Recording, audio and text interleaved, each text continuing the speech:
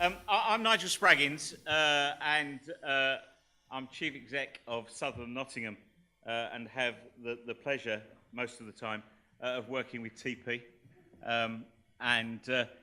It's great, isn't it, having encouraging partners. I don't often tell my wife what I'm doing that far ahead of what I'm doing it. Not that it's a surprise, I just forget.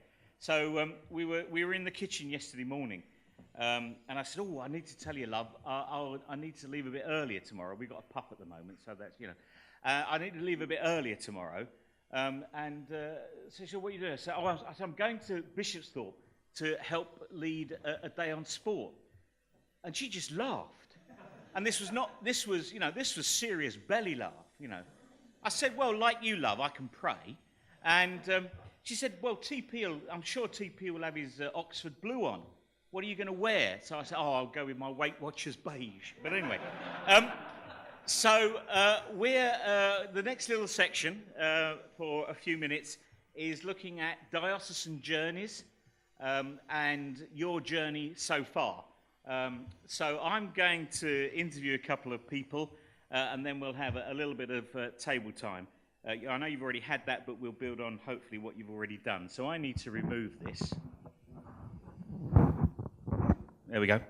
Okay, so I'm not going to start with Southern Nottingham. We are going to say something about Southern Nottingham. We had a sports ambassador for the last 9 years. But I'm going to begin by talking to somebody I think a fair number of you may know. I only spoke to last night. And this is Keith McIntosh, who's going to come and join me. Now, do you still support the team you used to work for? No, I never did. Oh, fantastic.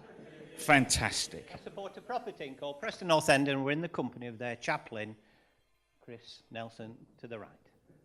Always look on the bright side. Move on. Indeed. Yeah. So I haven't got to have a pop at you about City and Barcelona. Yeah. Okay, so... first off, Keith, is tell us about the journey St Andrew's Leyland has had in terms of sports ministry.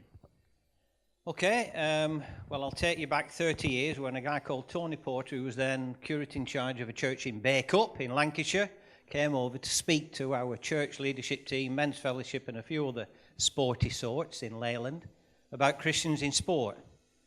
And our lives have never been the same since, to be honest with you. And then he introduced us to a guy called Graham Daniels, and it goes on. So we've been on this journey as a local church by way of sports ministry, going back to the early days of Christians in sport and the like. But it just so happens, it's great when you end up being in the company of some sporty vicars.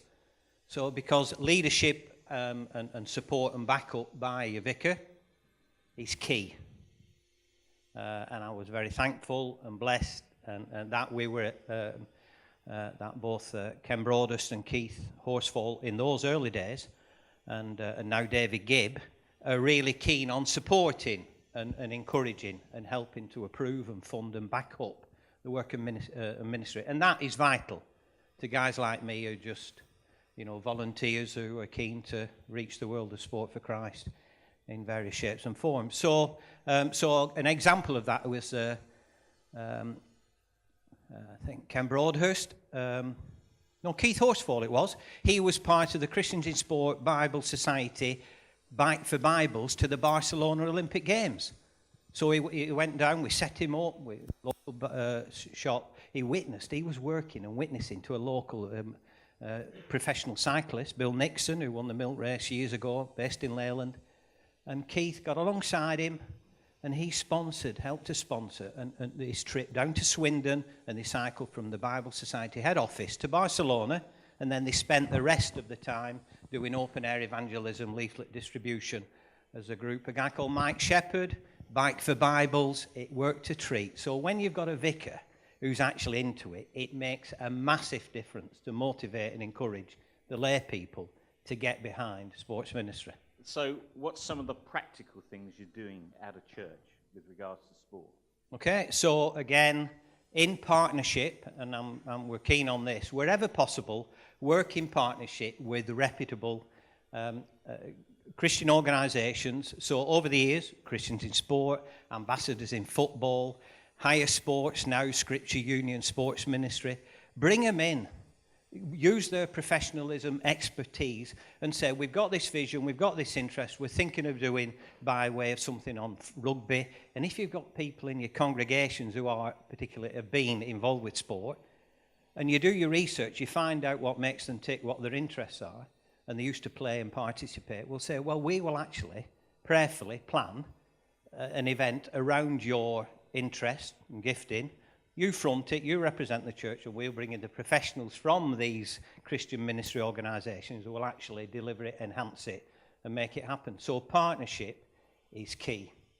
So we've been involved with, and the idea actually came out at the launch at Nottingham of this ministry, this initiative, the National Ministry of Sport, where Bishop Tony was saying the churches are in possession of some of the best sporting facilities, leisure facilities going.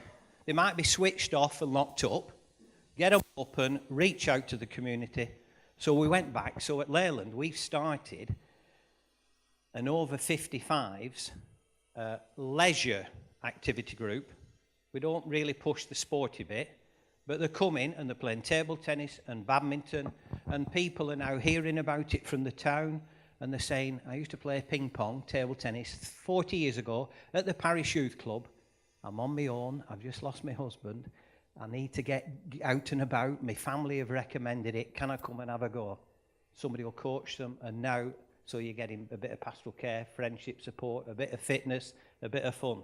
That event, actually, our activity came about as a result of the launch, because we've got some fantastic facilities, but they're locked up and switched off.